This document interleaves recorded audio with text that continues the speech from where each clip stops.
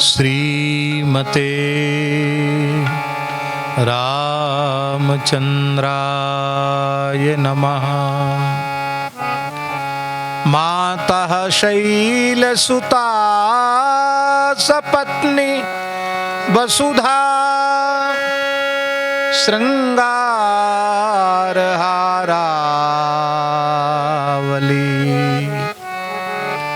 स्वर्गारोहण वैजयन्ती भवती भागीरथीं प्रार्थये। स्वर्गारोहण वैजयन्ती भवती भागीरथीं प्रार्थये। त्वत्तीरे वसतस्त्वदम्बु पिबतस् त्वद्वीचिमुत्प्रेङ्खतस् त्वन्नामस्मरतस्त्वदर्पितदृशः श्यान्मे शरीरव्ययः। त्वत्तीरे तरुकोटरान्तर्गतो गंगे विहंगो वरम् त्वन्नीरे नरकान्तकारिणि वरम् मत्स्योऽथवा कच्छपः। नमामि गंगे तव पादपङ्कजम् सुरासुरैर्वन्दित दिव्यरूपम्। भुक्तिं च मुक्तिं च ददासि नित्यं भावानुसारेण सदा नराणाम्। विष्णुपादाब्ज संभूते गंगे त्रिपथगामिनी ब्रह्मद्रवेति विख्याते पापं मे हर जाह्नवी। श्री सीतानाथ समारंभां श्रीरामानंदार्य मध्यमाम् अस्मदाचार्य पर्यन्तां वन्दे गुरुपरम्पराम्। नमो गोभ्यः श्रीमतीभ्यः सौरभेयीभ्येव च नमो ब्रह्मसुताभ्यश्च पवित्राभ्यो नमो नमः। भक्त भक्ति भगवंत गुरु चतुर नाम बपुएक। इनके पद वंदन किए नाशे विघ्न अनेक। श्री कृष्ण गोविंद हरे मुरारे। हे नाथ नारायण वासुदेव। श्री कृष्ण गोविंद हरे मुरारे। हे नाथ नारायण। श्री कृष्ण गोविंद हरे मुरारे। हे नाथ नारायण वासुदेव। श्री कृष्ण गोविंद हरे मुरारे। हे नाथ नारायण वासुदेव। श्री कृष्ण गोविंद हरे मुरारे। हे नाथ नारायण वासुदेव।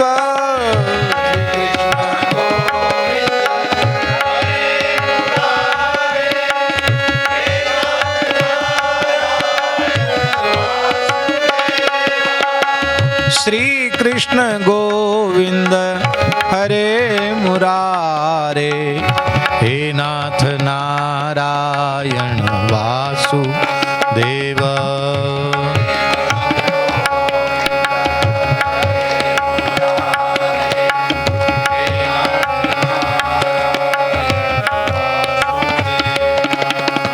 हे नाथ नारायण वासुदेव। हे नाथ नारायण वासुदेव।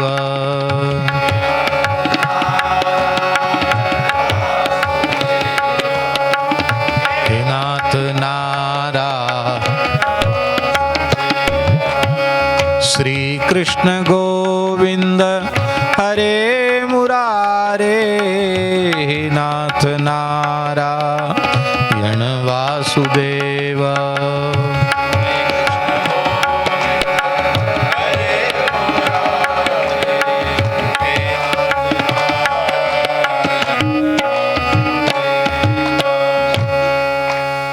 श्री वृंदावन बिहारी लाल की जय। श्री सीतारामचंद्र भगवान की जय। श्री उत्तर काशी विश्वनाथ भगवान की जय। श्री अष्टकंडार देवता की जय। श्री अन्नपूर्णा माता की जय। श्री दत्तात्रेय भगवान की जय। श्री परशुराम जी महाराज की जय। श्री केदारेश्वर महादेव की जय। श्री यमुनोत्री धाम की जय। श्री बद्री नारायण भगवान की जय। श्री केदारनाथ भगवान की जय। यज्ञेश्वरी जगज्जननी गौ माता की जय। सद्गुरुदेव श्री पहाड़ी बाबा जी महाराज की। सद्गुरुदेव श्री भक्तमाली जी महाराज की। पूज्य सद्गुरुदेव श्री बीणा बाबा जी महाराज की। पूज्य सद्गुरुदेव श्री मस्तराम बाबा महाराज की। सब संतन की, सब भक्तन की, सब विप्रन की, समस्त उत्तराखंड वासीन की जय। जय श्री राधे, जय जय श्री सीताराम, हर हर महादेव। हरिशरणम भक्तवांछा कल्पतरु भक्तवत्सल शरणागत वत्सल भगवान श्री हरि की महती कृपा से परम पवित्र भारतवर्ष की ऋषि भूमि देवभूमि उत्तराखंड में उत्तरकाशी क्षेत्र में गंगोत्री धाम के क्षेत्र में त्रिभुवन पावनी पतित पावनी भगवती श्री भागीरथी गंगा के तट पर हम सबको निवास का सौभाग्य प्राप्त हुआ। हमारे यहाँ ग्रंथों में लिखा है, तब तट निकटे यस्य निवासः खलु वैकुंठे तस्य ही वासः। गंगा जी की स्तुति में लिखा है कि हे गंगा जी, आपके तट पर जो निवास है वो निश्चित ही वैकुंठ का ही निवास है।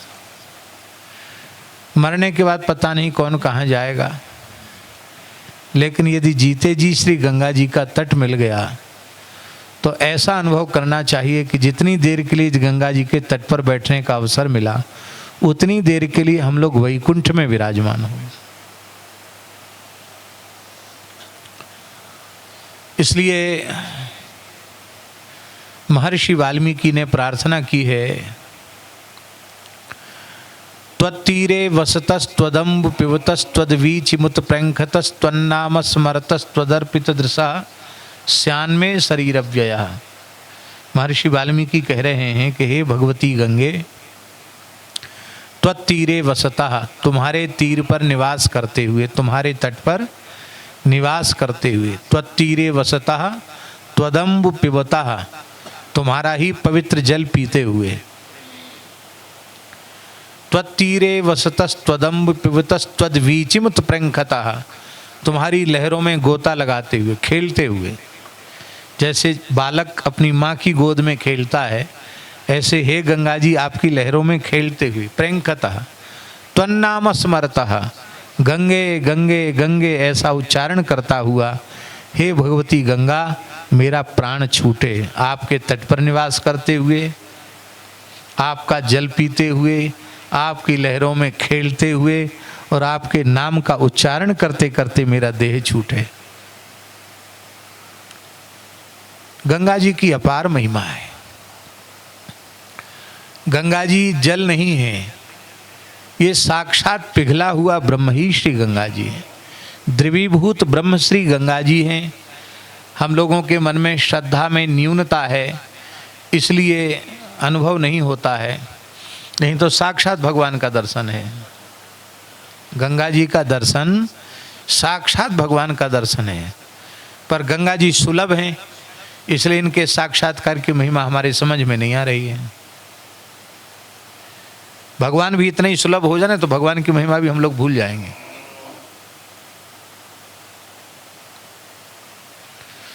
गाय में, गोविंद में, गंगा में, गुरु में, गीता में, गायत्री में अंतर नहीं है, ये भगवत स्वरूप ही है।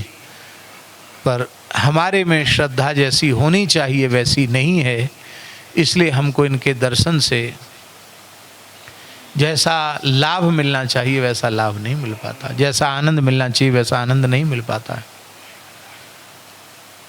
आपको स्मरण में होगा सेठ श्री जयदयाल गोयनका जी, जिन्होंने गीता प्रेस की स्थापना की,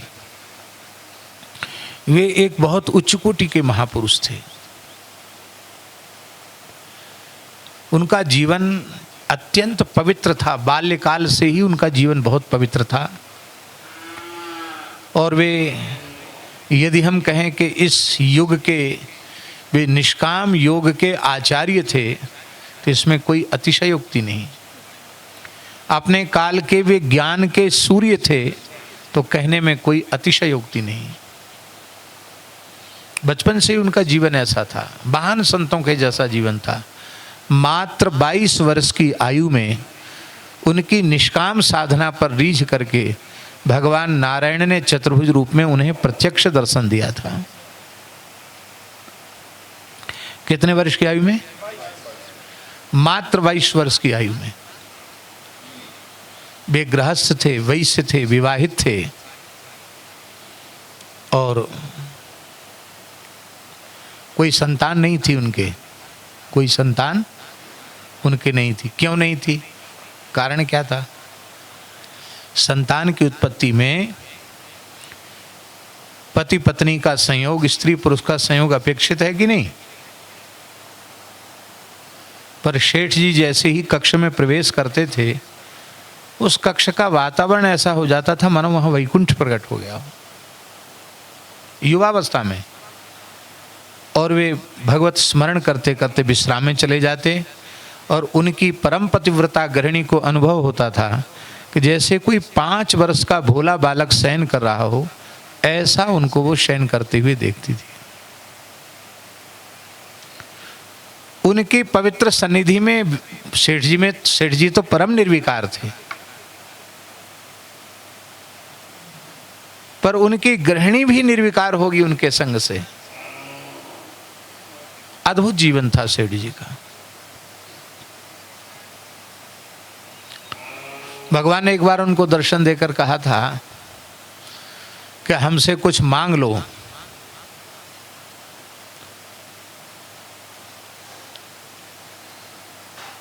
आपने कहा कि आप पधारे क्यों, पहले बताओ आप आए क्यों? हमने तो बुलाया नहीं आपको, आप क्यों आए? तो शेठ जी बोले आपकी निष्कामता पर रीझ करके हम आए। आप पूर्ण निष्काम भक्त हो, कुछ नहीं चाहते हो, इसलिए हम आए हैं। तो फिर आप क्यों कह रहे हैं कि हमसे कुछ चाहो, हमसे कुछ मांगो? भगवान बोले मेरा दर्शन अमोघ है, दर्शन अमोघ है, व्यर्थ नहीं जाता है। और तुम कुछ मांग लोगे तो वो अमोघ तो रह जाएगा, और नहीं मांगोगे तो दर्शन हमारा व्यर्थ हो जाएगा, मोघ हो जाएगा, अमोघ नहीं रहेगा।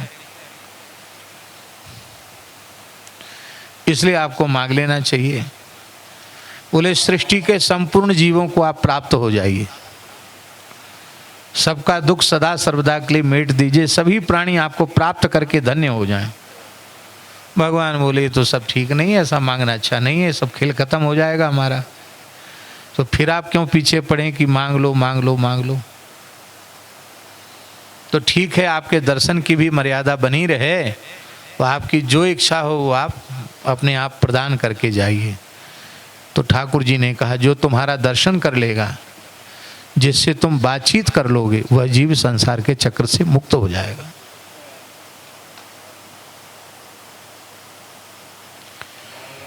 बंगाल में बांकुरा में थे, अपने जप करके संध्या करके उठे थे, तब तक एक साग बेचने वाली सामान्य गांव की औरत साग बेचने, सिर पे डलिया लेके साग बेच रही थी। शेठ जी बाहर आए, उससे बातचीत करने लग गए, साग का भाव ताव करने लगे। एक साधक उनके निकट थे, उन्होंने कहा कि सब्जी तो घर में है, सेठ जी कोठी में सब सामान रखा हुआ है, आपको लेना है नहीं, मेरे से क्यों इससे बातचीत कर रहे हैं। तो शेठ जी कुछ बोले नहीं, उनके नेत्र भर आए। उसको कुछ दे करके विदा कर दिया, उनके नेत्र भर आए। क्यों भर आए नेत्र?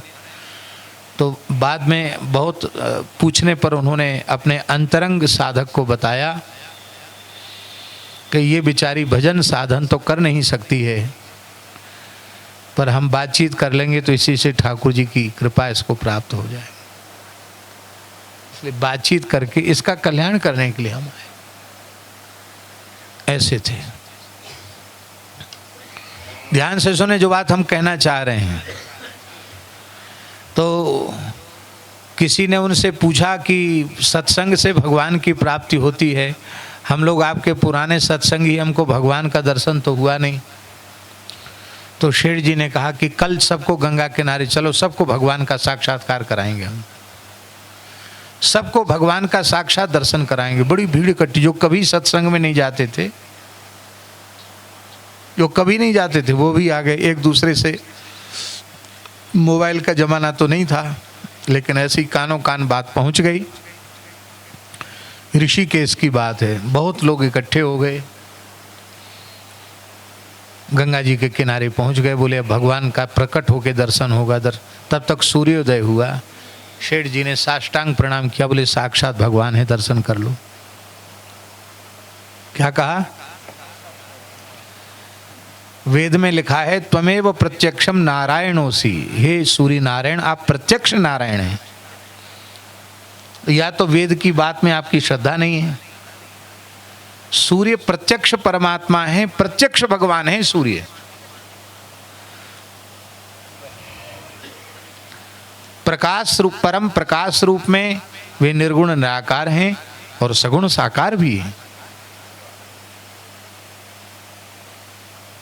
तो सब लोग एकदम ऐसे हो गए, अरे। तो बोले भाई इसलिए ऐसे हो गए कि तुमको श्रद्धा ही नहीं है। शास्त्र में श्रद्धा नहीं है कि सूर्य साक्षात नारायण है। ऐसे ही गंगा जी साक्षात भगवान है। गंगा जी के संबंध में लिखा है वर्ष में एक बार श्रद्धा पूर्वक कोई गंगा जी में स्नान कर ले, एक बार,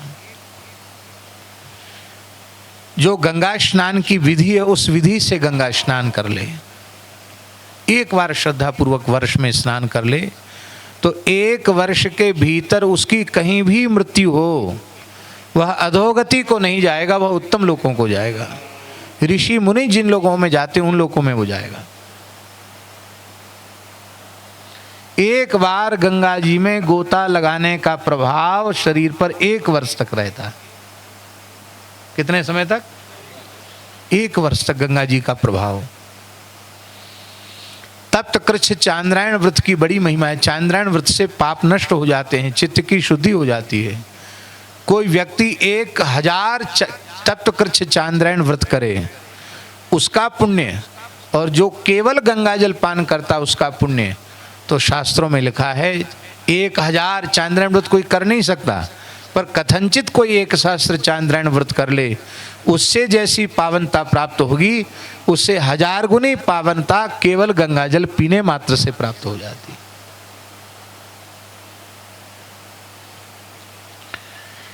ये द्रवीभूत ब्रह्म है। पुराणों में वर्णन है कि एक बार भगवान शिव गोलोक पधारे, तो वहां जैसे यहां संगीत चल रहा है ऐसा संगीत हो रहा था। नारद जी ने गाया, हा हा हु गंधर्व ने गाया, गंधर्वराज तुम्बुरु ने गाया, सब ने गाया, सरस्वती जी ने भी गाया, वीणा भी बजाई। भगवान के दरबार में सबने हाजिरी दी, राधा कृष्ण विराजमान थे। अंत में सबने कहा कि शिवजी ने नहीं गाए, शिवजी को गाए हैं। तो शिवजी से कहा कि आप तो संगीत के महान आचार्य हैं, आपसे बड़ा संगीतज्ञ कौन होगा।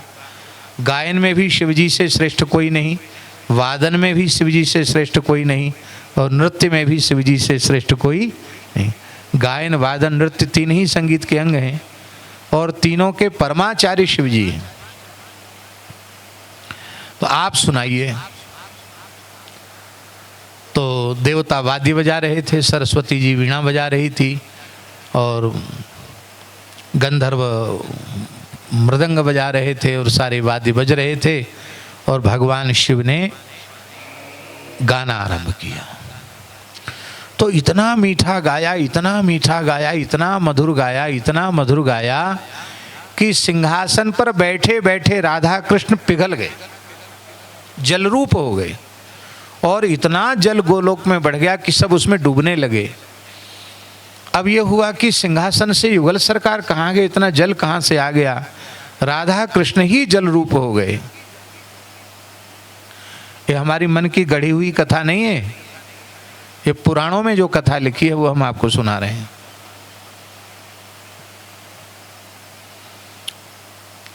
तब फिर पुनः भगवान से प्रार्थना की गई तो उस जल से फिर भगवान प्रकट हुए। तो भगवान का जो युगल ब्रह्म राधा कृष्ण, उनका जो पिघला हुआ स्वरूप है, वो पिघला हुआ स्वरूप श्री गंगा जी का। शिव जी आपके गायन से हम बड़े प्रसन्न हैं, आपको कुछ चाहिए? बोले आप में हमारा प्रेम निरंतर बढ़ता रहे और आपका जो द्रवीभूत स्वरूप है उसको सदा में अपने मस्तक पर धारण करूं। तो वही दिव्य जो द्रवीभूत ब्रह्म था वही भगवान के श्री चरण में प्रविष्ट हुआ, कालांतर में वही चरण से प्रकट हुआ और उसे भगवान शिव ने अपने मस्तक पर धारण किया, अपनी जटाओं में धारण किया। तो हम लोग बड़े भाग्यशाली हैं जो इतने दिन तक गंगा जी के तट पर निवास हुआ। और ये क्षेत्र तो बहुत ही पवित्र है। क्यों? इधर गंगोत्री और इधर उत्तरकाशी, उसके बीच की ये जगह है, मध्य का स्थान है, अत्यंत पवित्र स्थान है। आपके मन की आप जाने, हमें तो बहुत आनंद है।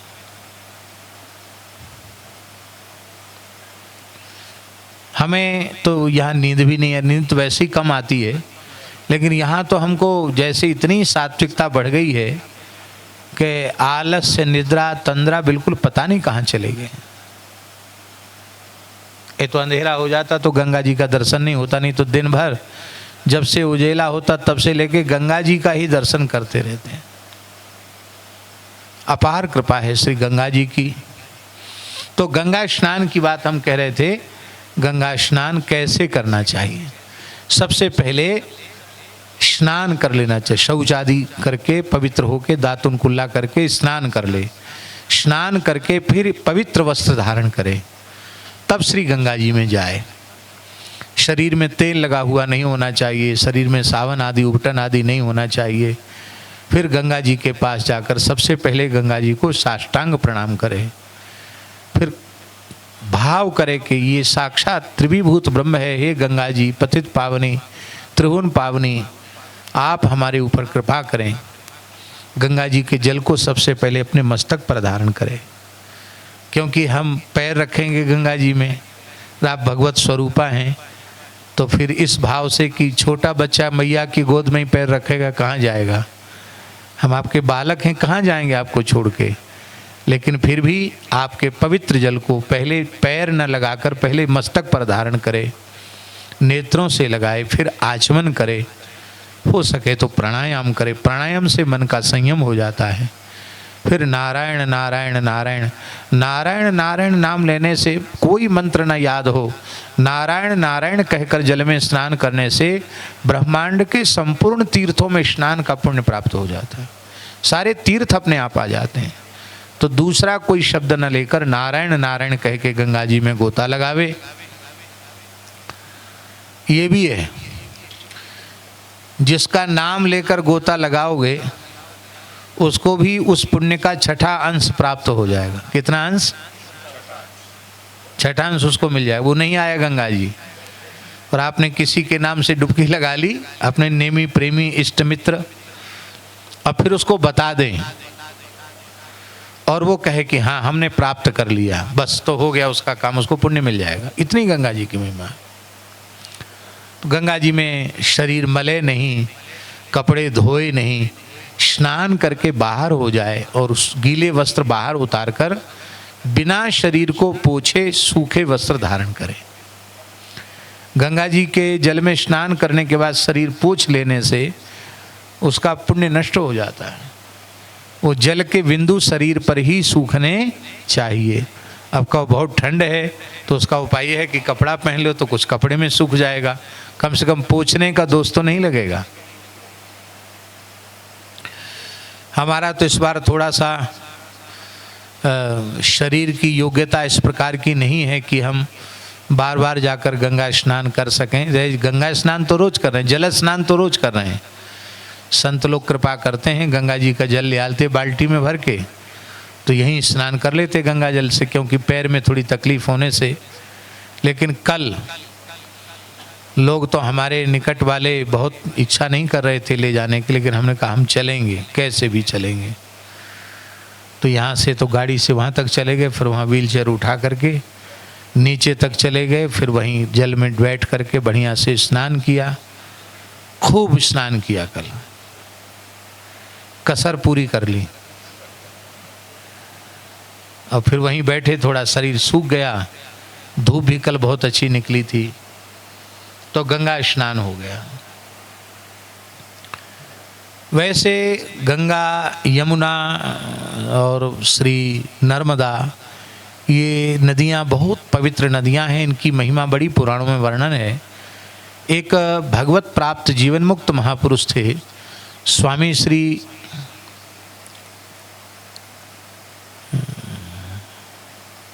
संपूर्णानंद जी महाराज। मौनी भिक्षु के नाम से प्रसिद्ध थे वो। लंबे समय तक मौनी रहे वो और दिगंबर रहे, पूर्ण दिगंबर। शरीर पर कोई धागा भी नहीं, न कुछ बिछाया न ओढ़े। 37 वर्ष तक। कितने वर्ष तक? 37 वर्ष तक पूर्ण दिगंबर रहे। बहुत उच्च कोटि के महात्मा थे।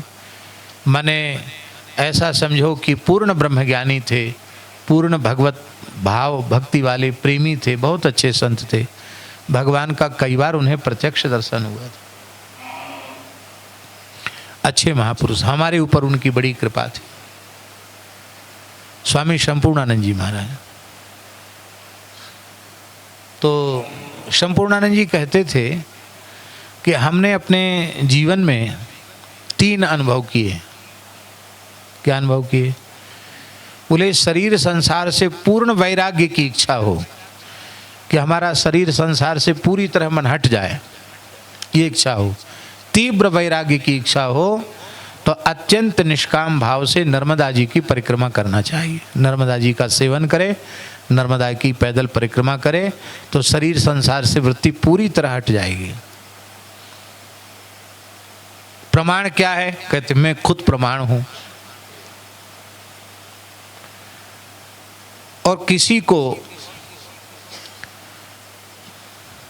भगवत तत्व का, ब्रह्म तत्व का पूर्ण विज्ञान चाहिए हो, भगवान का स्वरूप क्या है, जगत का स्वरूप क्या है, जीव का स्वरूप क्या है, माया का स्वरूप क्या है, जीव के कल्याण का स्वरूप क्या है, साधन का स्वरूप क्या है, इसी का नाम है ज्ञान। 5 चीजों का बोध होना, उसको ज्ञान कहते हैं। ज्ञान किसको कहते हैं? 5 चीजों का हमें बोध हो जाए, उसी का नाम है ज्ञान। इसलिए कोई पुस्तक पढ़ लेना या कोई कला सीख लेना, वो लौकिक ज्ञान है। पर जो जिसे ज्ञान कहते हैं, वो उसके 5 प्रकार हैं। कितने प्रकार हैं? 5। माने 5 हो जाएंगे तो ही उसे ज्ञान कहेंगे, नहीं तो चाहे जो कुछ कर लो ज्ञान नहीं हुआ। सबसे पहला ज्ञान यह होना चाहिए, प्राप्य तत्व क्या है। प्राप्य क्या? प्राप्य। प्राप्य माने पाने के योग्य। हमारी मंजिल क्या है, हमें क्या हासिल करना, हमें क्या प्राप्त करना है। कौन सा तत्व ऐसा है जो हमें पाना चाहिए, प्राप्य क्या है। तो संसार की कोई भी वस्तु प्राप्य सिद्ध नहीं होगी,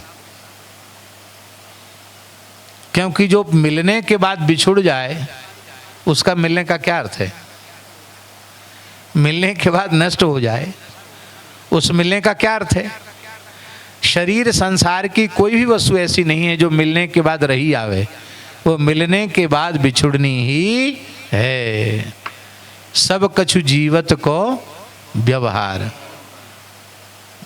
वाणी में है ना, श्री गुरु ग्रंथ साहब जी में, सब कछु जीवत को व्यवहार। गा लें उसको, आप बजाएंगे।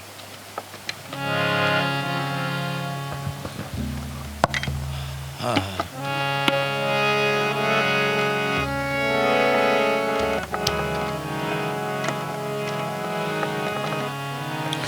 जीवत को व्यवहार सब कछु, जीवत को व्यवहार सब कछु, जीवत को व्यवहार सब कछु, जीवत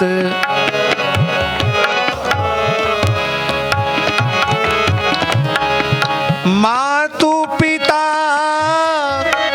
भाई सुत बांधव,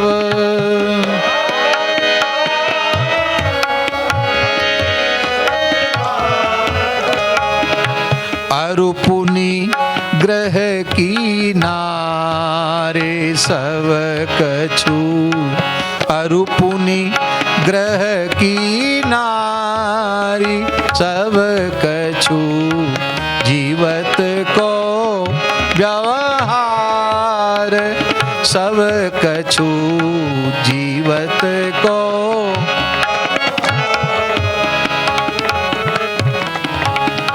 तन ते प्राण होत जब न्यारे, तन ते प्राण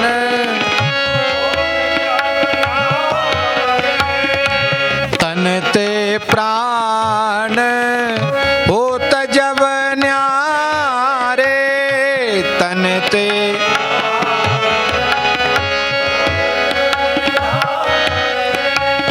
टेरत प्रेत पुकार,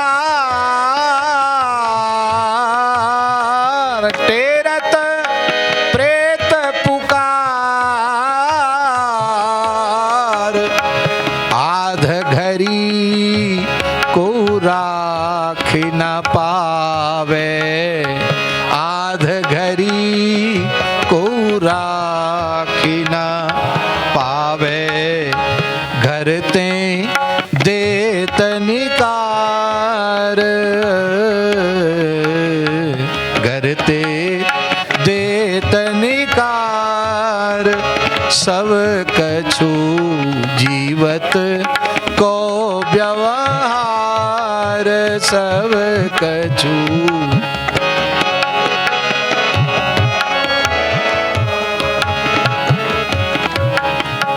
मृग तृष्णा ज्यों जग रचना यह, मृग तृष्णा ज्यों जग रचना यह, देखो हृदय विचार,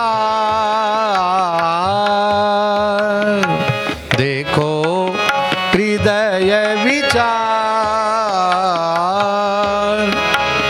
कह नानक भजु राम नाम नित, कह नानक भज राम नाम नित, कह नानक भज राम नाम नाम नित।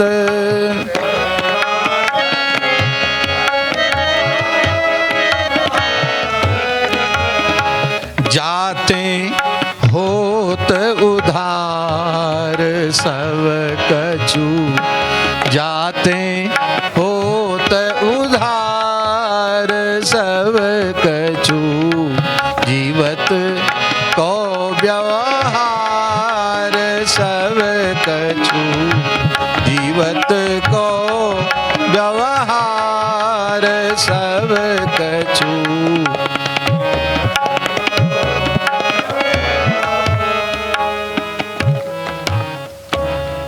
कबीर साहब जी ने कहा, का मांगूं कछु थिर न रहाई। हम आपसे क्या मांगे, कोई स्थिर रहने वाला तो है नहीं। का मांगूं कछु थिर न रहाई, एक लख पूत सवा लख नाती, ता रावण घर दिया न बाती। का मांगूं कछु थिर न रहाई। इसलिए संसार की कोई भी वस्तु, बड़ी से बड़ी संपत्ति, बड़ी से बड़ी विद्या, बड़ी से बड़ी कला, बड़ी से बड़ी प्रतिष्ठा, बड़े से बड़ा पद, बड़े से बड़ा वैभव हमारा प्राप्य नहीं हो सकता है, क्योंकि उससे हमारे कल्याण का कोई लेना देना नहीं, और वो मिलकर छूटने वाली चीज है।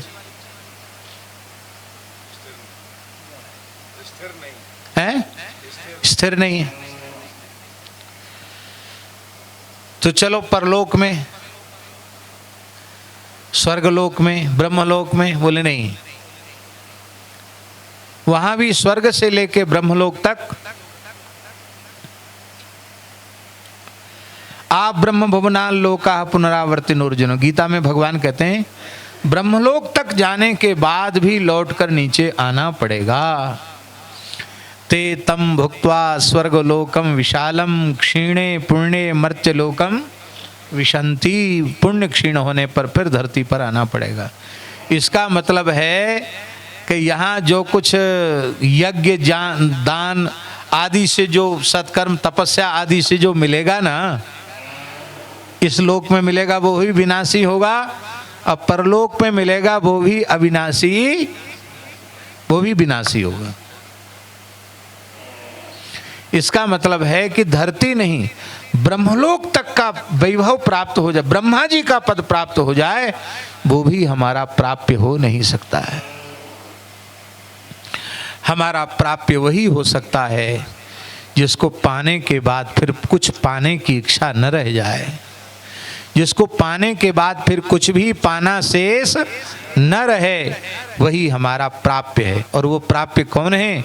उसी प्राप्य का नाम है परब्रह्म परमात्मा, उन्हीं का नाम है श्री राम, उन्हीं का नाम है श्री कृष्ण, उन्हीं का नाम है श्री नारायण। कोई भगवान है,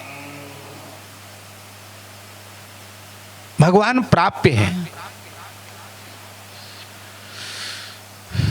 तो प्राप्य का स्वरूप एक ज्ञान, दूसरा प्राप्ता का ज्ञान। प्राप्ता कौन है? प्राप्य तो भगवान है, प्राप्ति करने वाला कौन है? वो साधक है, जीव है। तो साधक का स्वरूप क्या है? भाषा अलग अलग हैं, उसी को साधक कहो, उसी को साधु कहो, उसी को संत कहो, उसी को मुमुक्षु कहो, उसी को बुद्ध पुरुष कहो। आपका जो भाषा हो आप कहिए अपनी भाषा में।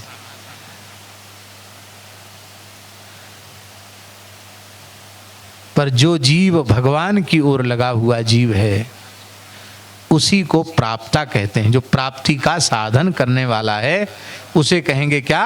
प्राप्ता। तो जीव के स्वरूप का ज्ञान, ये दूसरा ज्ञान हो गया। तीसरा ज्ञान हुआ कि भगवान अंशी हैं और हम भगवान के अंश हैं, और अंश अंशी से मिला हुआ होता है। अंश में अंशी के गुण होते हैं। हम भगवान से अलग नहीं हैं, भगवान के सारे गुण हमारे में विद्यमान हैं। फिर क्या कारण है कि हमें भगवान की प्राप्ति अब तक नहीं हुई? जैसी अनुभूति, इसी को कहते हैं हंसवीर सिंह जी अपरोक्षानुभूति।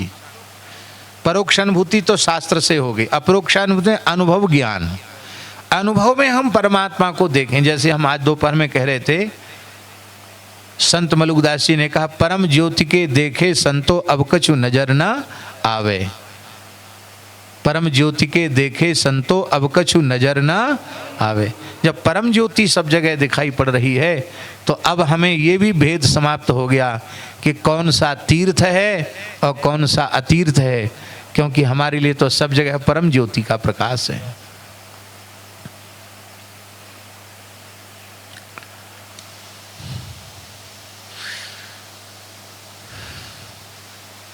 तो इतने युग, पता नहीं कितने युग, कितने कल्प, कितना समय व्यतीत हो गया, हम भगवान से मिले क्यों नहीं?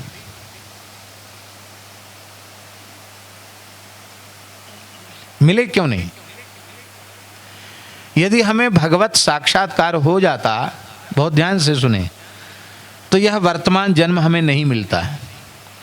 हमें वर्तमान शरीर मिला है, वर्तमान जन्म मिला है, इससे बिल्कुल यह बात पक्की प्रमाणित होती है कि हम अब तक कृतार्थ नहीं हो पाए। क्यों नहीं हो पाए? कृतार्थ कैसे होगा जीव? भगवान की प्राप्ति होगी तब कृतार्थ होगा। इसका मतलब अब तक हमें भगवान की प्राप्ति नहीं हुई। भगवान की प्राप्ति होती तो जन्म ही नहीं होता। तो क्यों नहीं हुआ? इसमें बाधा क्या है गोपाल जी? तब तीसरा ज्ञान है माया का स्वरूप। ये माया ही बीच में आड़े आ गई है, जिससे एक जगह रहकर, एक साथ रहकर भी नहीं मिल पा रहे हैं। आहा, क्या कहें, इतने संतों की वाणी मन में आती है।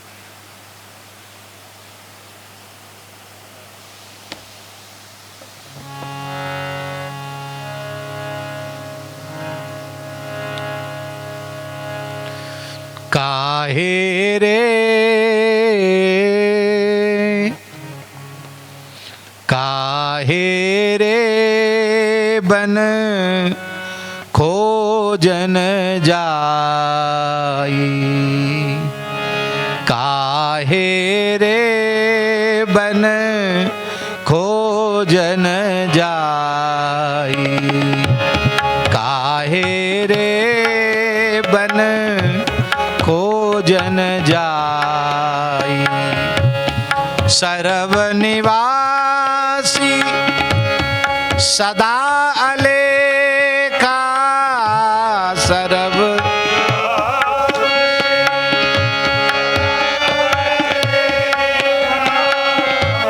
तो ही संग समाई, तो ही संग समाई। काहे रे बन खोजन जाई, काहे रे बन खोजन जाई। पुष्प मध्य ज्यों बास बसत है, पुष्प मध्य ज्यों बास बसत, मुकुर माही जस छाई, मुकुर माही जस छाई।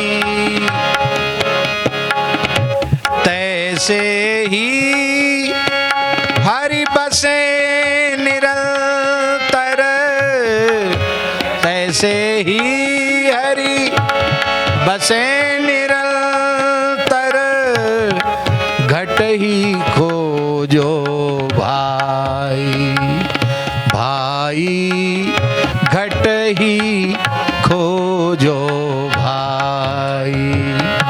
काहे रे बन खोजन जाई, काहे रे बन खोजन जाई। बाहर भीतर एक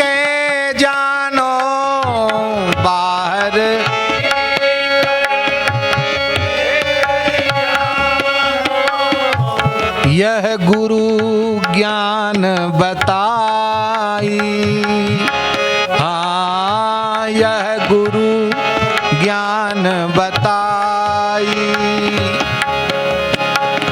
जन नानक बिन आपा चीन्हे, जन नानक बिन आपा चीन्हे, मिटे न भ्रम की काई, काई मिटे न भ्रम की काई। काहे रे बन खोजन जाई, काहे रे बन खोजन जाई।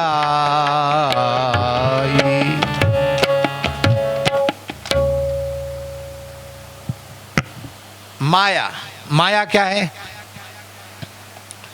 मैं अरु मोर तोर ते माया, यही जग कीने जीव निकाया। बहुत सरल शब्दों में तुलसीदास जी महाराज ने समझाया, मैं अरु मोर तोर ते माया, यही वस कीने जीव निकाया।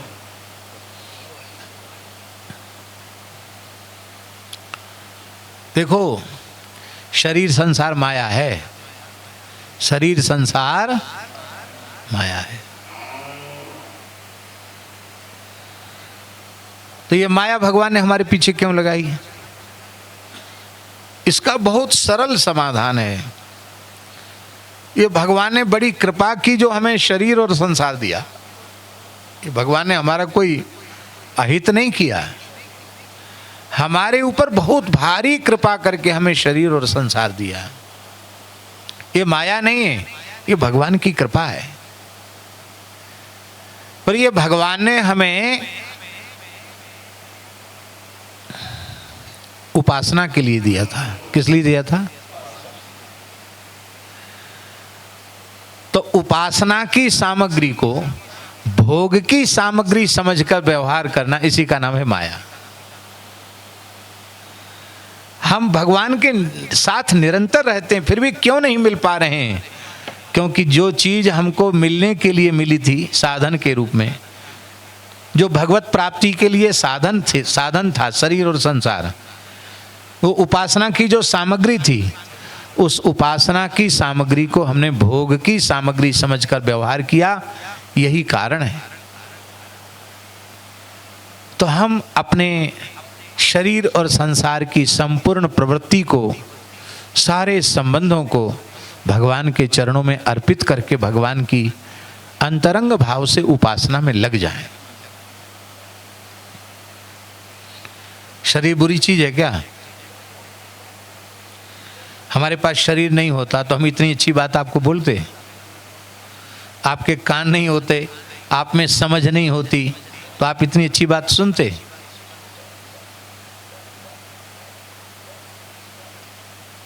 ये वाद्य, ये जगत की ही तो वस्तु हैं, चाहे तबला हो, हारमोनियम हो, सितार हो, पर ये सब भगवान की उपासना की सामग्री है। इससे हम भगवत गुणगान करते हैं, कितना सुख मिलता है।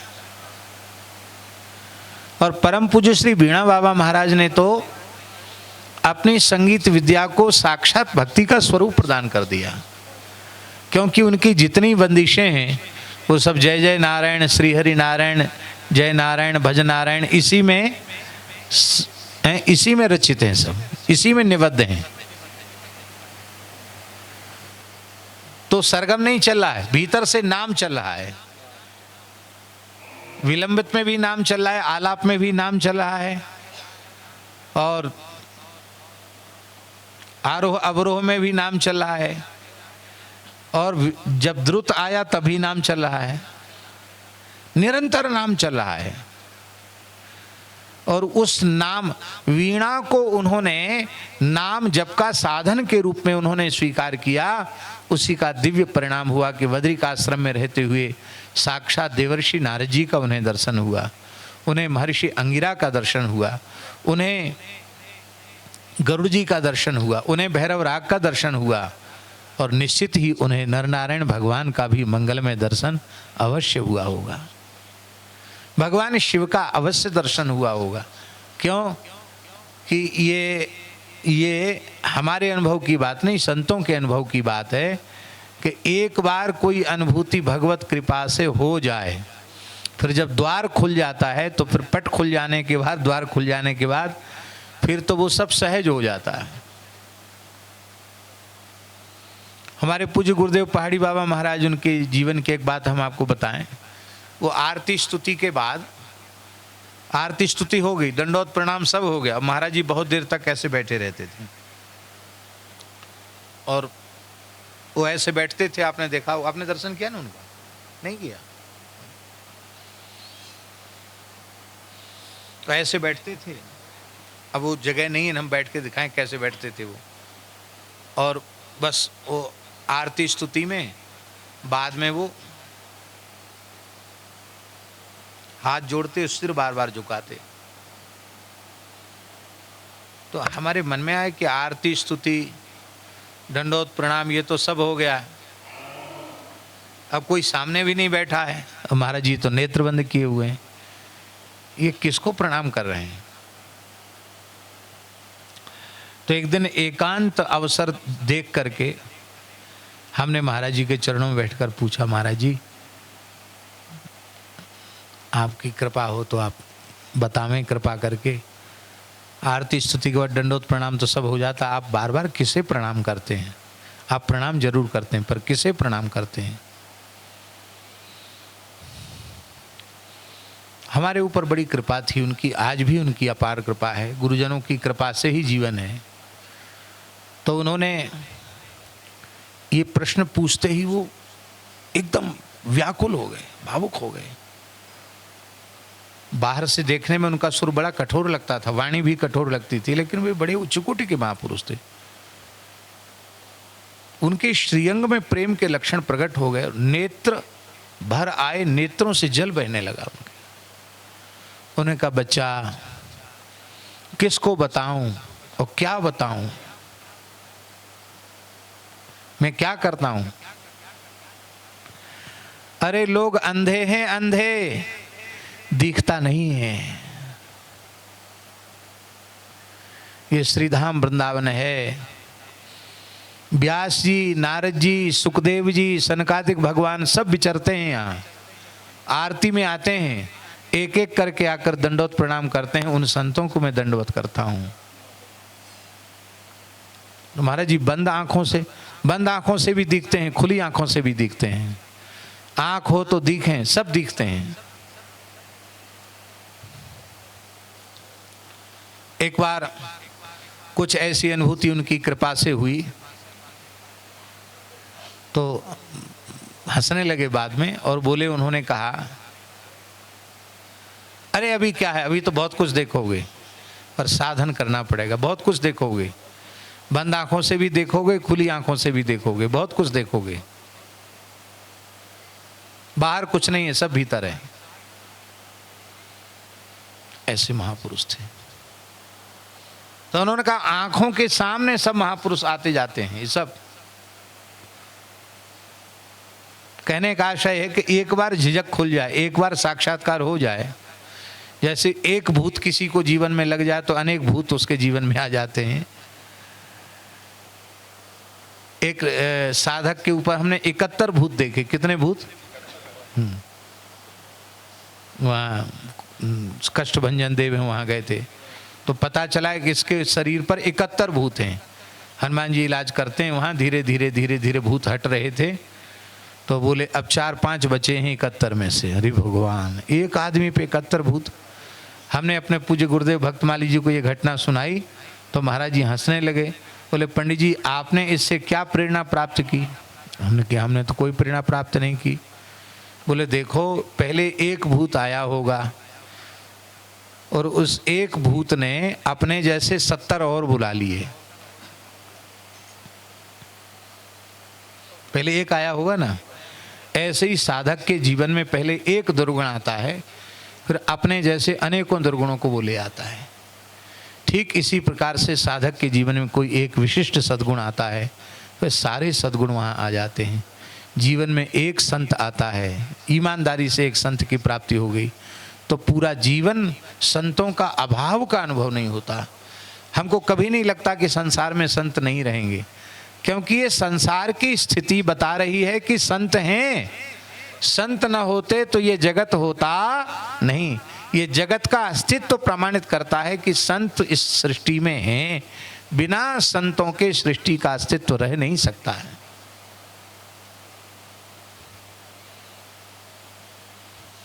तो हम कह रहे सब उपासना की सामग्री है। माता पिता, पत्नी, पुत्र, ये सब उपासना की सामग्री। घर, नौकरी, चाकरी, खेती, ये सब उपासना की सामग्री है।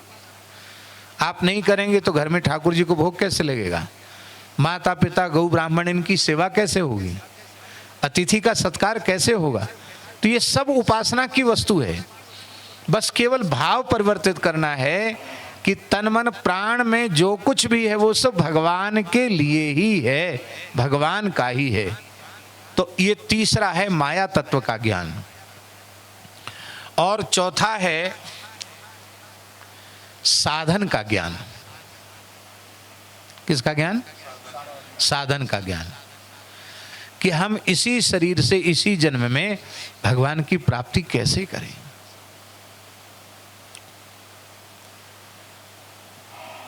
दूसरे किसी मत पंथ में, हिंदू सनातन पद्धति के अतिरिक्त दूसरे किसी मत पंथ में भगवान की प्राप्ति है ही नहीं। आप कहेंगे बात आप कैसे कह सकते हैं? हम इसलिए कह सकते हैं क्योंकि वहाँ मोक्ष तो है ही नहीं। स्वर्ग की प्राप्ति ही उनके यहाँ मोक्ष है। स्वर्ग तक ही जाते हैं, वहिष्ठ तक जाते हैं, इसके आगे कुछ है नहीं। वहाँ भी हूरें मिलती हैं और जाने क्या क्या मिलता, उनके ग्रंथों में लिखा है। वो स्वर्ग तक ही गए। और मतावलंबी भी, वो सबकी चर्चा नहीं करेंगे, एक नमूना बताया। और किसी का परमेश्वर ऐसा है वो कभी आज तक किसी के सामने आया ही नहीं। वो अपने दूत ही भेजता है, खुद आता नहीं कभी, खुद आता ही नहीं कभी, आया ही नहीं, अब तक आ ही नहीं सकता। और किसी का है तो वो खुद नहीं आता, अपना बेटा भेजता है। अरे भाई, हमारे यहाँ तो वेद में लिखा अमृतस्य पुत्राः, हम सब भगवान के पुत्र हैं। सबके सब भगवान के पुत्र हैं। कोई ऐसा नहीं कि वो एक ही ईश्वर का बेटा है, बाकी सब सौत के बेटा हैं। सौत के बेटा कोई नहीं, सब भगवान के पुत्र हैं। तो उनके यहाँ भी बेटा आता है संसार के लिए, बाप तो कभी आए ही नहीं अब तक।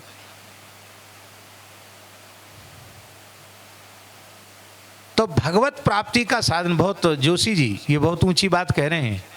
भगवत प्राप्ति का साधन, जीते जी जीव का कल्याण, मरने के बाद जीव के कल्याण का साधन करने वाली जो परंपरा है, उसी का नाम है वैदिक सनातन धर्म। साधन तो दूसरे मत पंथ में साधनों की विविधता नहीं है? आप बताओ। बस एक है, वो वही पद्धति, उसी से आपको करना है। आपका मन लगे चाहे न लगे, आपको वही करना है, बस उतना ही करना है। यही है कि नहीं? और तो कुछ नहीं है। पर हमारे यहाँ प्रत्येक जीव के जन्मांतरीय संस्कार अलग अलग होते हैं, और अलग अलग जन्मांतरीय संस्कारों के कारण उनका अलग अलग अंतःकरण होता है, और उनके अंतःकरण के अनुरूप साधन भी अलग अलग होता है। कोई योग मार्ग का साधक है, तो कोई ज्ञान मार्ग का साधक है, तो कोई प्रेम मार्ग का साधक है, तो कोई कर्म मार्ग का साधक है। क्यों? क्योंकि उनके जन्मांतरीय संस्कार वैसे हैं। तो चौथा हमें जो समझना है वो ये कि प्राप्ति का साधन क्या है। क्या? हाँ, तो अपने संस्कारों के अनुरूप प्राप्ति का साधन निश्चय कर लेना चाहिए। अब वो निश्चय सत्संग से होता है। सत्संग करते करते निश्चय हो जाता है कि जो साधन आपका अपना निजी साधन होगा ना, उसमें आपकी बहुत जल्दी उन्नति हो जाएगी, आपको अपने आप प्रिय लगने लग जाएगा। हमको हमारे पूज्य गुरुदेव पहाड़ी बाबा ने कुछ मार्ग दिया साधन का, तो यद्यपि हम थोड़े समय ही कर सके, पर महाराज जी ने ये बात कही कि वर्ष तक नहीं, कई बार 2-3 जन्मों तक साधन करने के बाद भी जो अनुभूतियां नहीं होती हैं वो तुम्हें हो रही हैं। इसका मतलब है कि तुम्हारा जन्मांतरीय साधन बहुत पुष्ट है। इसलिए इस मार्ग में आगे बढ़ोगे तो बहुत जल्दी आगे बढ़ जाओगे। ये क्या है? ये जन्मांतरीय साधन है।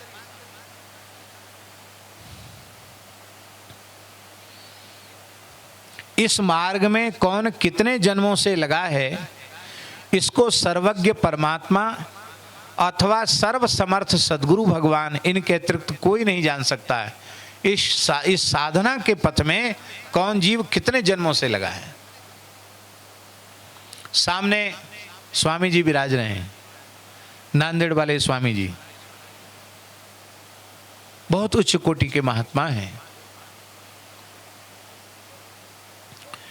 इनके श्री गुरुदेव भगवान इनके जन्म के लगभग 50 वर्ष पहले, क्यों, इनके जन्म के 50 वर्ष पहले समाधि ले चुके थे। 50 वर्ष पहले समाधिस्थ हो गए।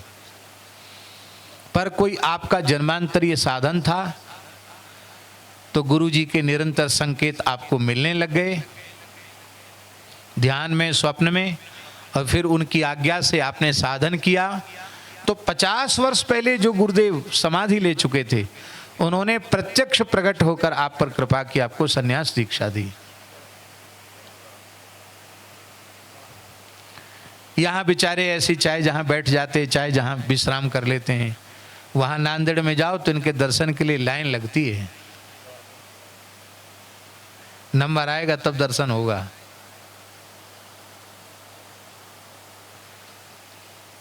तो संतों के सामने संतों की बात नहीं कहनी चाहिए। आपके पूज्य गुरुदेव ने, हम प्रयाग कुंभ में स्वामी जी से मिले हैं, पर हमसे मिलने का संकेत आपके पूज्य गुरुदेव ने प्रकट होकर आपको कर दिया। आप अमुक जगह जाएंगे, इस वेश में आपको अमुक अमुक व्यक्ति मिलेंगे, उसमें यह कर रहे होंगे। यही बात है ना स्वामी जी? हैं? 18 साल पहले गुरुजी ने प्रकट होकर के बताया था कि आपको वहां जाने पर अमुक ऐसे ऐसे संत मिलेंगे, ये करते हुए मिलेंगे। हम कभी राम नाम ही ओढ़ते देखते नहीं, लेकिन गुरुजी ने कहा था उसमें राम नाम लिखा हुआ चादर ओढ़े होंगे। हम हवन कर रहे थे, हमारे कंधे पर राम नाम लिखा हुआ चादर था। प्रयाग कुंभ में स्वामी जी से सबसे पहले मिलन हुआ, फिर तब से खूब प्रगाढ़ प्रेम हो गया। अब तो आपकी बहुत कृपा है।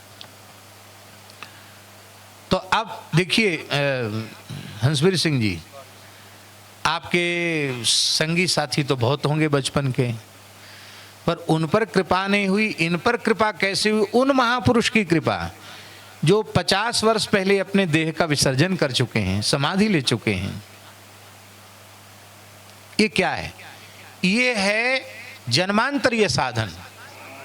ये एक जन्म का साधन नहीं है, पता नहीं कितने जन्म का साधन है। इसलिए चौथी चीज का ज्ञान है प्राप्ति का साधन क्या है, और पांचवी चीज का ज्ञान है प्राप्ति का विरोधी क्या है। प्राप्ति का विरोधी क्या है? प्राप्ति भी निश्चित हो गया, प्राप्ता भी निश्चित हो गया, प्राप्ति का साधन भी निश्चित हो गया है, ये सब भी निश्चित हो गया। प्राप्ति का विरोधी भी निश्चित हो गया है। हाँ, विरोधी निश्चित होना है। प्राप्ति का विरोधी क्या है?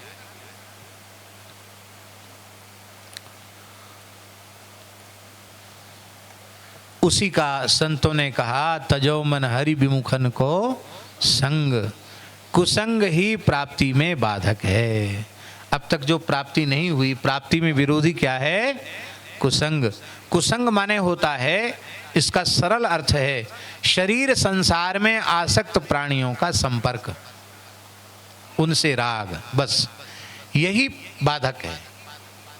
इसलिए शरीर संसार से जो ऊपर उठ चुके हैं, ऐसे भगवान के प्रेमी अनुरागी भक्तों का संग अधिक से अधिक मिले तो फिर विरोधी हट गया तो प्राप्ति हो गई। तो प्राप्य, प्राप्ता, प्राप्ति का उपाय, प्राप्ति का साधन और प्राप्ति का विरोधी। हाँ, प्राप्ति का फल, प्राप्ति का, जब पांचवा है प्राप्ति का फल। फल क्या है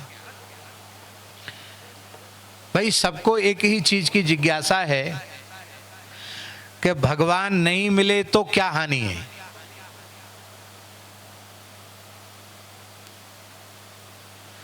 आराम से रह रहे हैं, अब खूब खाना पीना चल रहा है, मौज मस्ती चल रही है, घूमना फिरना हो रहा है, लोक व्यवहार बढ़िया से हो रहा है, लोग खूब राम राम करते हैं, हमको मिलते हैं तो बड़ा आदर देते हैं, बड़ा नाम है, बहुत लोग तालियां बजाते हैं, ये सब है कि नहीं? तो हमारा कोई काम भगवान के बिना अटका तो है नहीं।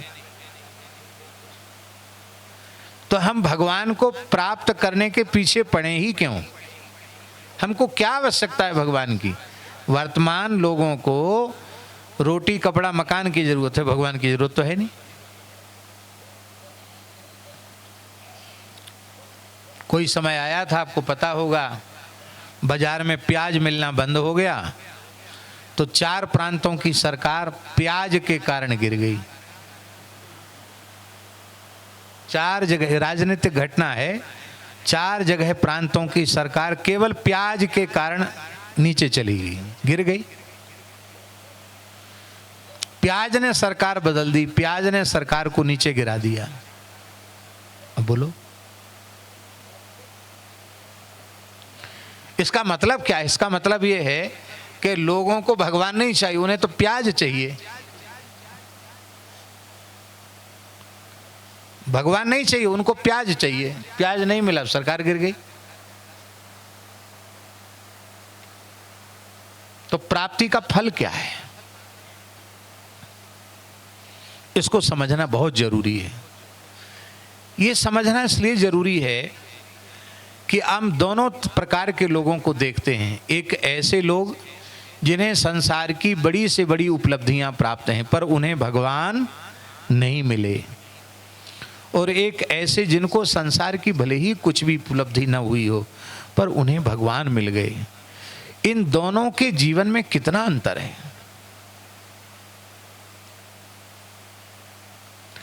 ध्रुव जी को देख लो, प्रहलाद जी को देख लो, विभीषण जी को देख लो, अम्बरीश जी को देख लो, सबरी जी को देख लो, गिरधराज जटायु जी को देख लो,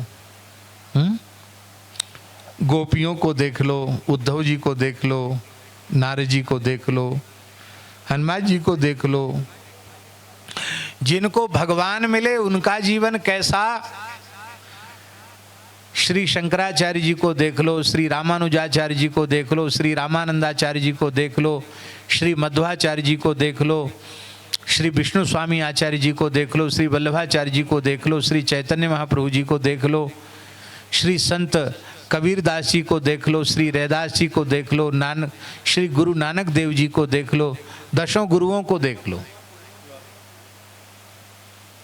श्री मलुकदास जी को देख लो, श्री मीराबाई को देख लो, श्री तुलसीदास जी को देख लो। इस युग में हमारे पूज्य गुरुदेव भक्तमाली जी को देख लो, श्री पहाड़ी बाबा महाराज को देख लो, श्री बीणा महाराज को देख लो, श्री मस्तराम महाराज को देख लो। तो जिनको उस तत्व की उपलब्धि हुई उनका जीवन कैसा है, और जिनको वो नहीं मिला और सब कुछ मिला उनका जीवन कैसा है। तो ईमानदारी से बताओ आप किस प्रकार के जीवन की कल्पना करते हैं।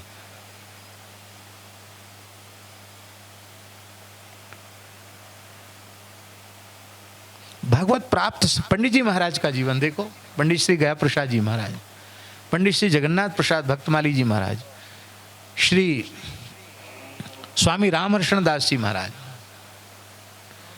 श्री बालकृष्ण दास जी महाराज, संतों का देखो जीवन। तो जिन्हें मिला उनका जीवन कैसा और जिनको नहीं मिला उनका जीवन कैसा है। तो यदि हम अपने जीवन के संपूर्ण अभाव सदा सर्वदा के लिए मिटा देना चाहते हैं और अपने मानव जन्म को पूर्ण सफल बनाना चाहते हैं, तो हमें जिन संतों को भगवत प्राप्ति हुई है उनके चरित्र को, उनकी वाणी को, उनके जीवन को आदर्श मान करके उसके अनुरूप अपना जीवन बनाने का प्रयत्न करना चाहिए और सब कुछ होगा।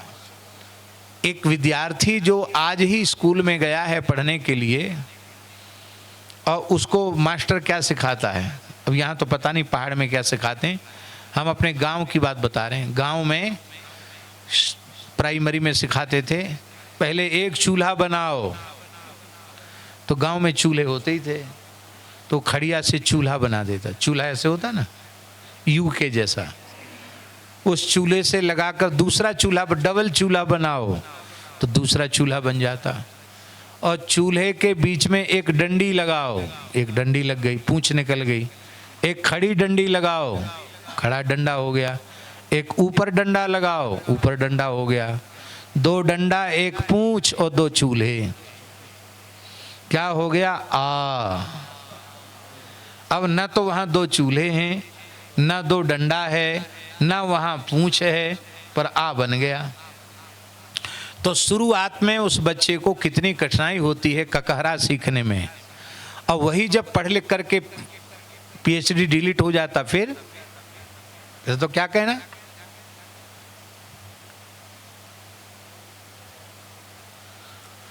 ये बात हम इसलिए कह रहे हैं कि जिस बच्चे को अभी अक्षर का ज्ञान कठिनाई से हो रहा था, और अब तो अध्यापकों को मना है पीटने के लिए, पहले तो पिटाई भी हो जाती थी। हमको पीटने का अवसर भगवान की दया से नहीं मिला अध्यापकों के द्वारा। हम जब प्राइमरी स्कूल में गए तो वहाँ मास्टर ने पूछा कि कुछ घर से भी कुछ पता है, तो हमने कहा हम तो अक्षर तो हम पहचानते, लिख भी लेते हैं, ऐसे ही लिख लेते थे। तो बोले पढ़ो। तो कक्षा 5 की हिंदी की पुस्तक हम फटाफट पढ़ते चले गए। तो हेड मास्टर जो थे उन्होंने कहा इसका एक कक्षा में नाम लिखना तो बहुत बेईमानी है, इसको कक्षा 3 में नाम लिख देते हैं। 5 में तो नहीं लिख सकते, 3 में लिख देते हैं। तो न एक कक्षा पढ़े न 2 कक्षा पढ़े, सीधे तीसरी कक्षा में नाम लिख गया।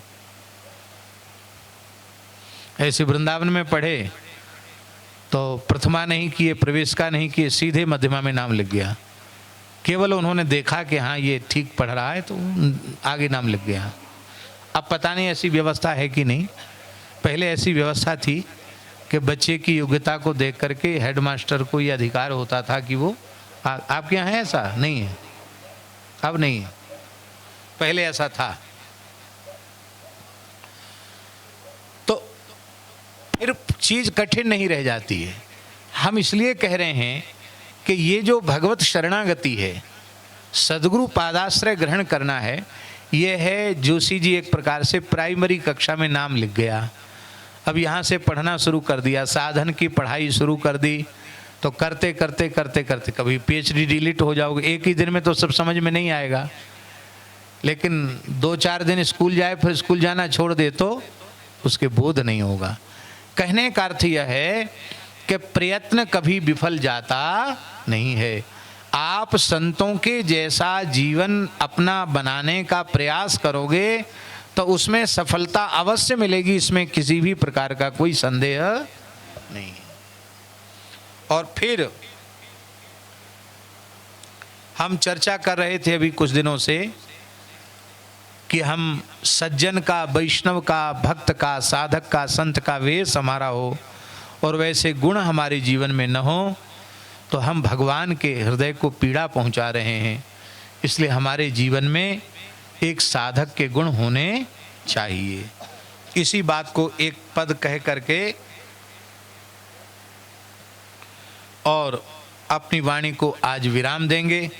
कल श्री रामार्चन महायज्ञ है, इसकी शास्त्रों में बड़ी भारी महिमा है। भगवान शिव ने इसका उपदेश किया है और लिखा तो ऐसा है कि अश्वमेध, वाजपेयी आदि जो महान यज्ञ हैं, जिनकी पात्रता भी आज लोगों को नहीं है, वो यज्ञ भी रामार्चन महायज्ञ के पुण्य की 16वें अंश की बराबरी नहीं कर सकते। संसार के असंभव से असंभव कार्य भी श्रद्धा पूर्वक रामार्चन करने से संभव हो जाते हैं। और इनके 5 आवरणों में कोई देवी देवता बाकी रहता नहीं जिसका पूजन न हो, सबका पूजन हो जाता है। और प्रधान पूजा के रूप में श्री सीताराम जी का पूजन होता है। हमारे आचार्य जी आए हैं, महंत जी आए हैं, श्री टेकरी के महंत जी हैं श्री स्वामी दासरथी दास जी महाराज, आपके आचार्यत्व में कल श्री रामार्चन होगा। हम लोग दर्शन करेंगे और प्रसाद भी पाएंगे। और कल श्री कंडार देवता जो यहाँ के क्षेत्रपाल हैं, वो भी कृपा पूर्वक यहाँ पधारेंगे। उनकी सन्निधि में ही सारा पूजन चलेगा। और जो लोग ऐसे हों कमज़ोर के भूखे नहीं रह सकते, उनको छूट है कि वो फल खा लें या वो बाल भोग वगैरह भी कर लें। कहाँ गए राघव, कहाँ गए? चलो ठीक है। तो जो थोड़े कच्चे दिल के हैं उनके लिए थोड़ी खिचड़ी विचड़ी बनवा देना, कि जिसमें वो खूब डट के खिचड़ी खा लें। क्योंकि पंगत जो होगी वो तो 4 बजे के बाद होगी। कितने बजे होगी? उत्तरकाशी क्षेत्र के सभी पूज्य संत पधारेंगे, वेद पाठी ब्राह्मण पधारेंगे, मंदिर के पुजारी पधारेंगे। और एक ही जगह पर पूरे क्षेत्र के गंगोत्री तक के संतों का दर्शन कल यहीं हो जाएगा। सबको सब संत कृपा करके पधारेंगे, सब प्रसाद लेंगे, हम लोगों को सेवा का अवसर मिलेगा। तो जो लोग सेवा भावी हैं वो संतों को परोस के जिमाने की, पत्तल उठाने की सेवा भी प्रेम से कर सकते हैं। तो वो हमारा जीवन होना चाहिए। अब प्राप्ति का फल क्या? प्राप्ति का फल। उस प्राप्ति का फल प्राप्त करने के लिए हमारा जीवन कैसा होना चाहिए? कैसा जीवन होना चाहिए?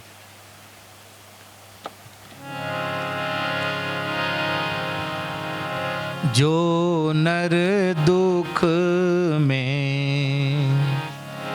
दुख नहीं माने, जो नर दुख में दुख नहीं माने, सुख स्नेह अरु भय नहीं जाके, सुख स्नेह अरु भय नहीं जाके, कंचन माटी माँ, कंचन माटी माने, जो नर दुख में दुख नहीं माने, जो नर दुख में दुख नहीं माने। नहीं निंदा नहीं स्तुति जाके, गाइए, नहीं निंदा नहीं स्तुति जाके, नहीं निंदा नहीं स्तुति जाके, नहीं निंदा नहीं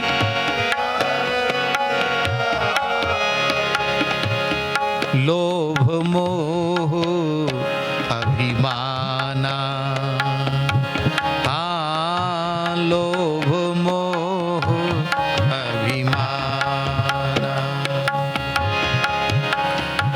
हरस शोक ते रहे नियारो, हरस शोक ते रहे नियारो, हरस शोक ते रहे नियारो, हरस शोक ते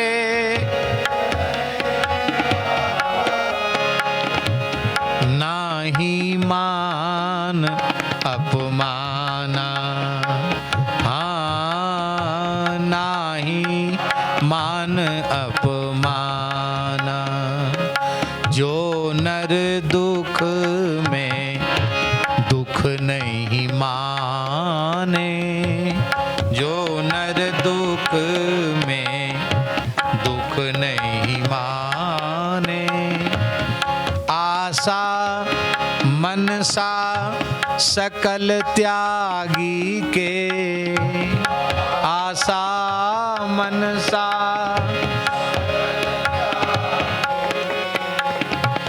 जगते रहे निराशा। हाँ, जगते रहे निराशा। काम क्रोध जेहि पर से नाहिन,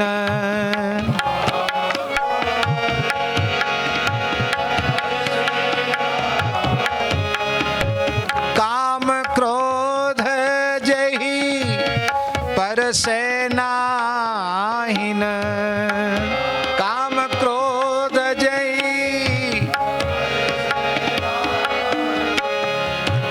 तेहि घट ब्रह्म निवासा। हाँ, तेहि घट ब्रह्म निवासा।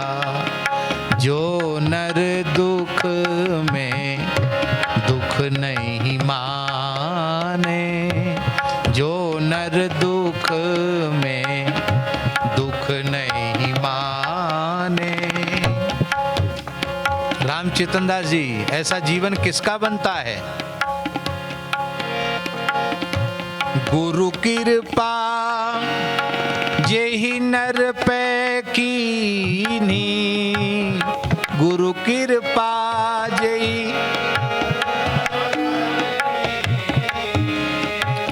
तिन यह जुगति पिछानी, तिन यह जुगति पिछानी। नानक लीन भयो गोविंद सो, नानक लीन भयो गोविंद सो। ज्यों पानी संग पानी, ज्यों पानी संग पानी।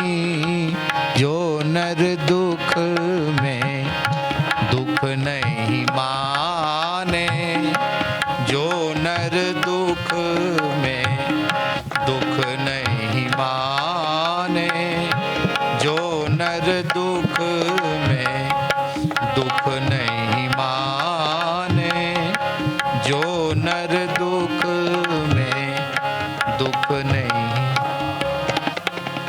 भगवान की ओर यदि बढ़ना चाहते हो तो निंदा स्तुति से ऊपर उठना पड़ेगा। सबसे बड़ी बाधा यही है, लोग यही भजन करते हैं, साधन करते हैं, लेकिन उनको ये चिंता हर समय रहती, हमारे बारे में कौन क्या कह रहा था।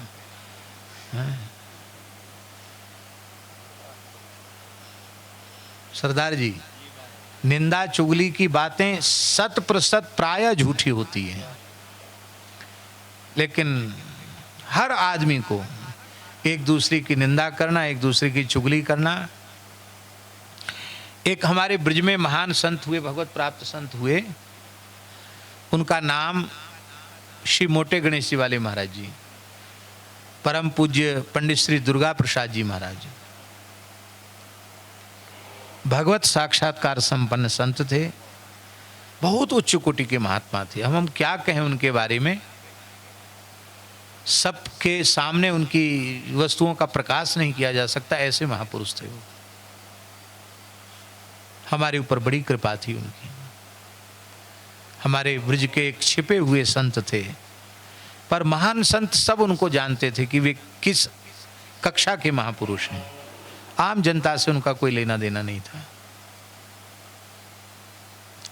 उनका एक वाक्य है, हमारे परमहंस जी के पास आज भी लिखा हुआ रखा है, उनके हाथ से लिखा हुआ रखा है।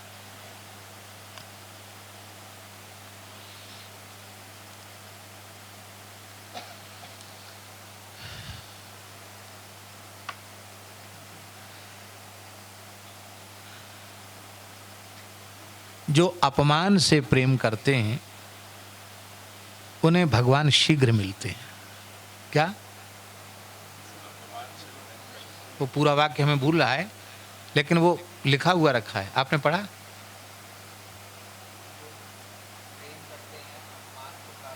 हाँ, जो प्रेम करते हैं अपमान को वह प्राप्त करते हैं भगवान को, ये वाक्य है। निंदा से क्यों घबराहट है हम लोगों को? क्योंकि निंदा एक अपमान है ना। साधक को निंदा के योग्य कभी कोई कार्य नहीं करना चाहिए, पर फिर भी कोई निंदा कर रहा है तो वो हमारा सच्चा हितैषी है, हमको अभिमान उत्पन्न नहीं होने देता है। तो निंदक नीरे राखिए आंगन कुटी छवाए, बिन पानी सावन बिना निर्मल करे सुभाए। साधक साधन करते रहने के बाद भी, महाराज सेवा करने के बाद भी निंदा स्तुति के झमेले में पड़े रहते। स्तुति करने वाला हमको अच्छा लगता, निंदा करने वाला हमें अच्छा नहीं लगता। इसी कारण से हम न ज्ञान प्राप्त कर पाए, न वैराग्य प्राप्त कर पाए, न भक्ति प्राप्त कर पाए। ढाक के 3 पात जैसे पहले थे वैसे ही आज हैं, कोई अंतर नहीं आया। वेशभूषा कुछ भी बना लो वो अलग बात है। इसलिए अब हमारा थोड़ा लोभ जग गया, एक पद और कह करके फिर हम पूरा कर देते हैं। ये तो घड़ी दिखा रहे हैं हमको बार बार, लेकिन हम बस एक पद कह करके फिर पूरा कर देते हैं।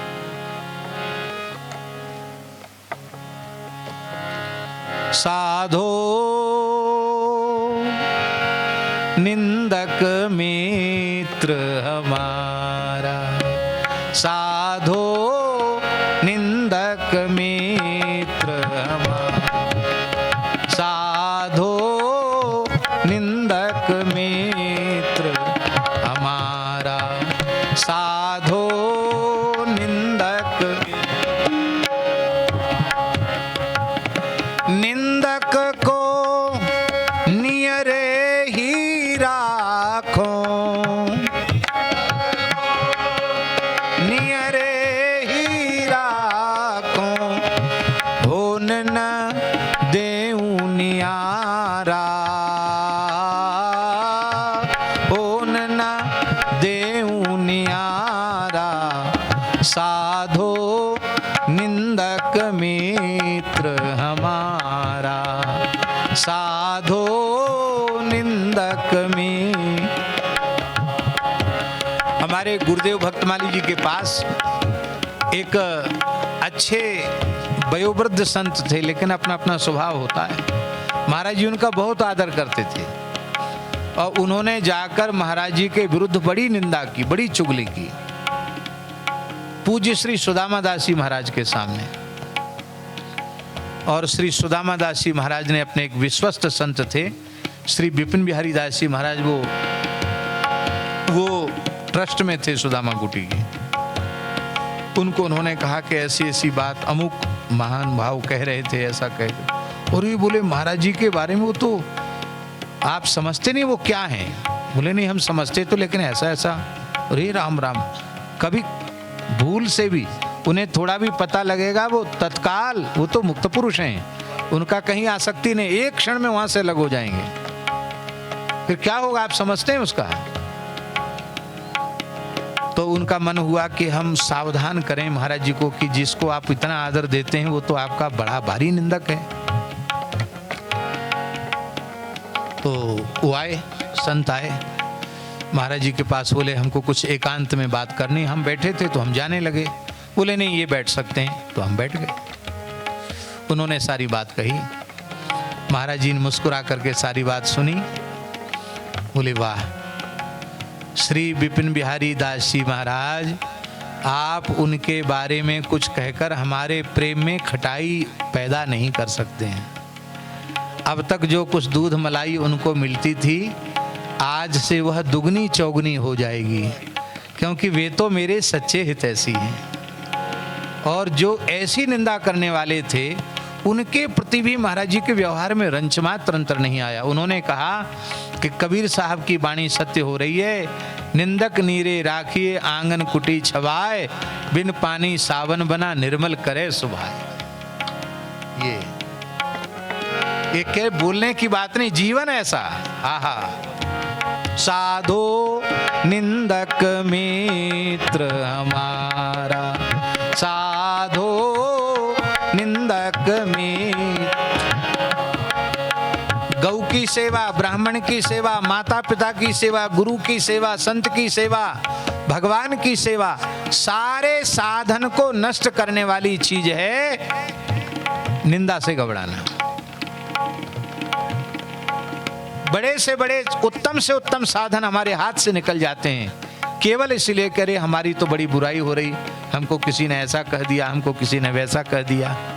ये साधो निंदक मित्र हमारा, साधो निंदक मित्र हमारा। निंदक को नियरे ही राखो, निंदक को नियरे ही राखो, होन न देऊं नियारा, होन न देऊं नियारा। साधो निंदक मित्र हमारा, साधो निंदक मित्र हमारा। क्या करता है निंदक? पाछे निंदा करी अघ धोवे, पाछे निंदा करी अघ धोवे, सुनि मन मिटे विकारा, सुनि मन मिटे। जैसे सोना ताप अग्नि में, जैसे सोना ताप अग्नि में, निर्मल करे सुनारा, निर्मल करे सुनारा। साधो निंदक मित्र हमारा, साधो निंदक मित्र हमारा। घन अहरन कसी हीरा निवटे, कीमत लक्ष हजारा।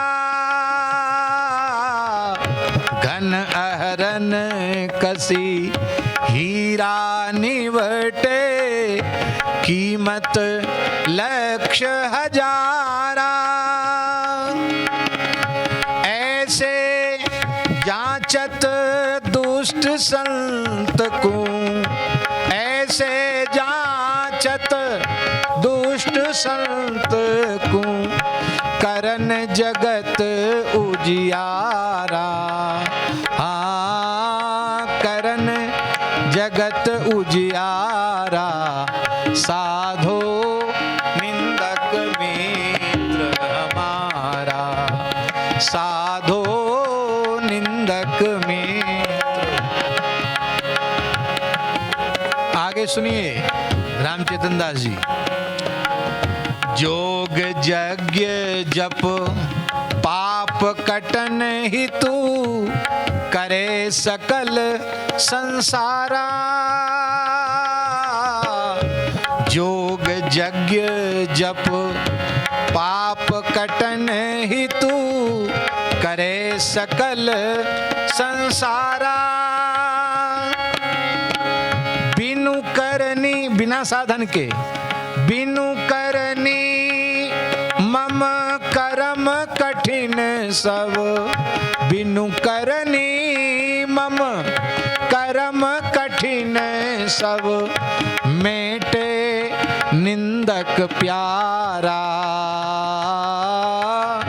मेटे निंदक प्यारा। साधो निंदक मित्र हमारा, साधो निंदक मित्र हमारा। तो जिसने हमारा इतना उपकार किया हो, हमारी इतनी सेवा की हो, उसे आशीर्वाद देना चाहिए कि नहीं? संत आशीर्वाद दे रहे हैं, सुखी रहो निंदक जग माही, रोग न हो तन सारा,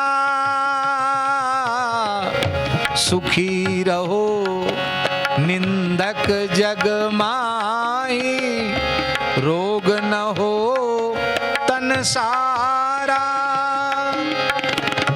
हमारी निंदा करने वाला,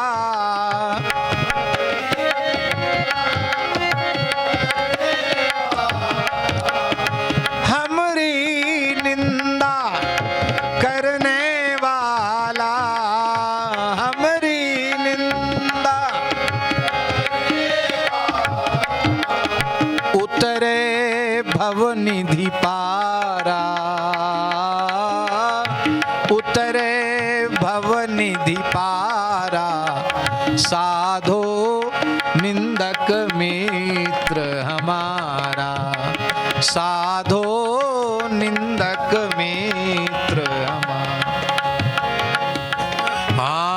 निंदक के चरणन की स्तुति, भाखों बारंबारा।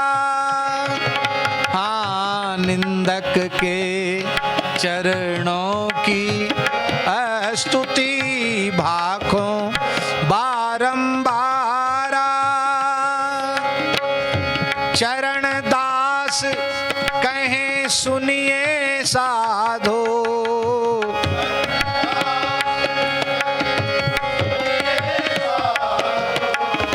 चरण दास कहें सुनिए साधो।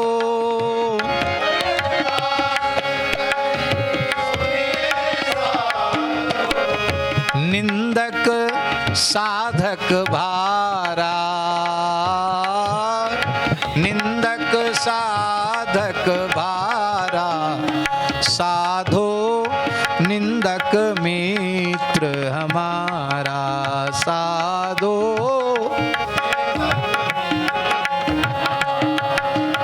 श्रीमन नारायण नारायण नारायण, श्रीमन नारायण नारायण, बद्री नारायण नारायण नारायण, बद्री नारायण। गंगा नारायण नारायण नारायण, गंगा। यमुना नारायण नारायण नारायण, यमुना नारायण। शिव नारायण नारायण नारायण,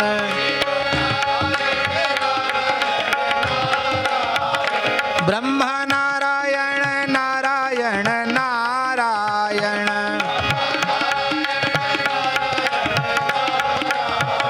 राम नारायण नारायण नारायण,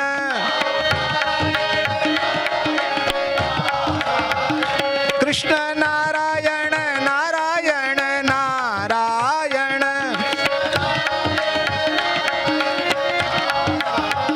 सद्गुरु नारायण नारायण नारायण,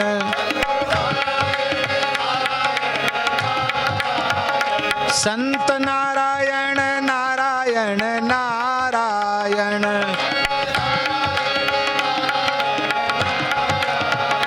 सृष्टि नारायण नारायण नारायण, सृष्टि नारायण नारायण, श्री हरि नारायण नारायण नारायण, श्री हरि नारायण। श्रीमन नारायण नारायण नारायण, श्रीमन नारायण। श्री सीतारामचंद्र भगवान की, श्री उत्तरकाशी विश्वनाथ भगवान की, श्री गंगोत्री धाम की, श्री यमुनोत्री धाम की, श्री केदारनाथ धाम की, श्री बद्रीनाथ धाम की, त्रिभुवन पावनी पतित पावनी भगवती श्री भागीरथी गंगा की, श्री सद्गुरुदेव भगवान की, यज्ञेश्वरी जगत जननी गौ माता की, भारत माता की, सब संतन की जय, सद्गुरु भगवान की जय। जय जय श्री राधे श्याम, जय जय श्री सीताराम, हर हर महादेव, निताई गौर हरि बोल।